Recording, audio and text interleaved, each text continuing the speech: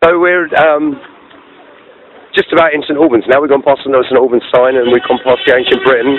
We're walking up the hill towards the old fire station, and I'm with Kerry Pollard, who's a prospective parliamentary candidate for St Albans. So good afternoon, Kerry. Good afternoon. So why are you here?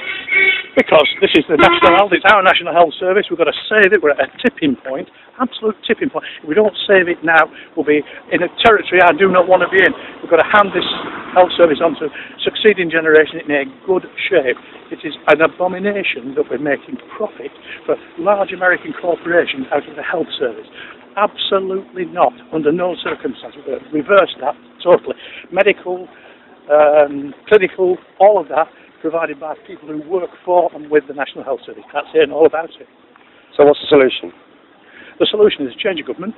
That's the first thing. And second is to make sure that it's funded properly. Make sure that we get rid of these contracts that we've got, so that whatever money was going in profit can come back and be used directly in the health service to provide services.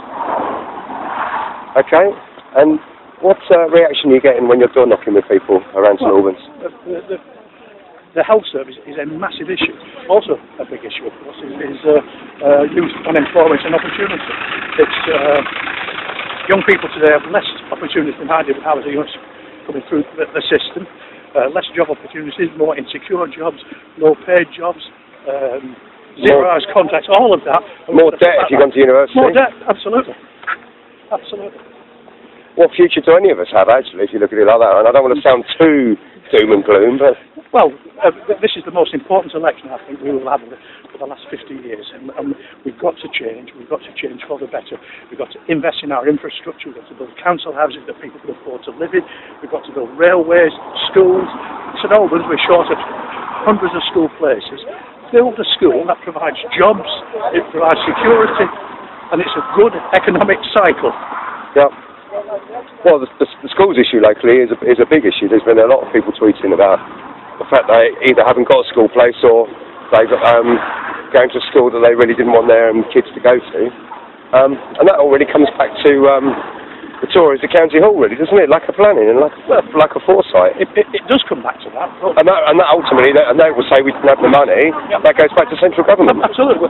You remember the last Labour government had a school building programme that was on track and delivering new school places in places where they were needed. Not these academies that the present administration are setting up, but often built in places where they're not needed. We need them in places like St Albans, and we need them pretty quickly. Yes. Okay. Is there anything else you want to add? Because I know that you want to be at the head of the march. We're nearly in the city centre now. No, I'm very proud to be part of this march. Very proud indeed. Lumping my throat thinking of all those people who walked all the way from Jarrow, emulating their predecessors in the Jarrow March for jobs in the 30s. Fantastic. Okay, well, thanks for catching up and thanks for the time, Kerry.